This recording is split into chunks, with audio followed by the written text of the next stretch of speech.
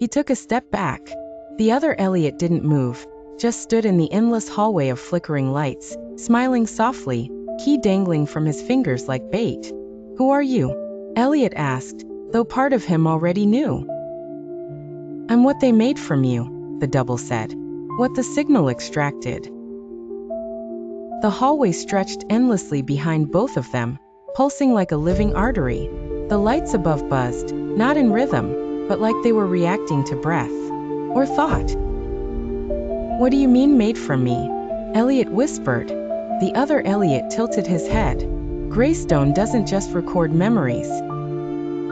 It copies them, enhances them, plays them back until they overwrite the original." Elliot's mouth went dry. "You're not trapped in this town," his double said. "You are the town." The walls behind the other Elliot shimmered and shifted. Images began to form in the flickering hallway glass. Not reflections, memories. Elliot saw himself, as a child, in a hospital bed. His mother crying. Machines beeping. A voice saying, "We're losing him." Then another flicker. A teen version of himself, alone at a desk, writing furiously in a journal. Another flicker. A man sitting in front of a microphone, voice shaking, whispering, "I just want to be remembered." "That was the trigger," the echo said. "That one sentence. It's what pulled you into the system."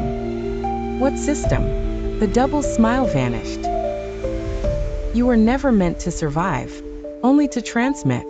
That's what Greystone is, a relay. A place for forgotten voices, abandoned memories. You asked to be remembered, so you were copied." The ground trembled. The lights above surged bright, then dimmed. From deep within the corridors, a low rumble echoed, like thunder behind stone. Elliot's voice cracked. "So I'm dead." The other Elliot stepped forward. Close now. Almost identical, but subtly wrong. A cold stillness in his eyes, a stiffness in his movements. "You're fading," he said. "You're the broadcast. I'm the recorded signal. I don't forget. I don't decay." He raised the brass key. "But they can't keep both of us." The hallway darkened. The lights now only illuminated the two of them, as if the world had shrunk to this moment. Time pulsed around them like a broken clock, 1 second stretching, the next collapsing. Elliot backed away. "What happens if I refuse to give in?" The double's smile returned. "You'll lose yourself. Slowly, bit by bit. Every memory replaced with shadows. Every thought interrupted by static. Until the only thing left is the transmission. A pause. Or you take the key and finish the projection." From behind them, voices rose. Familiar, unfamiliar. Some were his, others weren't. They filled the hall, overlapping like radio static, repeating phrases he couldn't place, or ones he hadn't said yet. "I was here first. He won't remember. We're inside the breath between seconds. Greystone forgets nothing."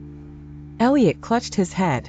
The sound wasn't just loud, it pressed against the back of his eyes.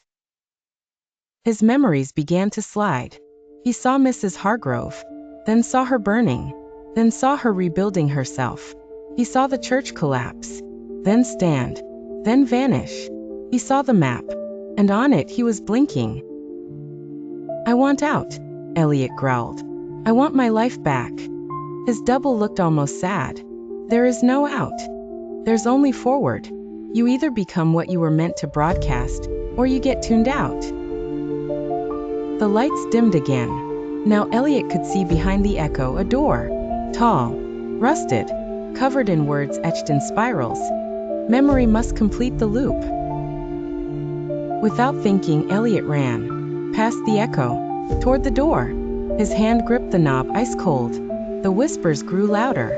Behind him, the echo said softly, "You'll never come back the same." Elliot replied without turning, "I don't care." He opened the door. Inside was not a room. It was a broadcast tower.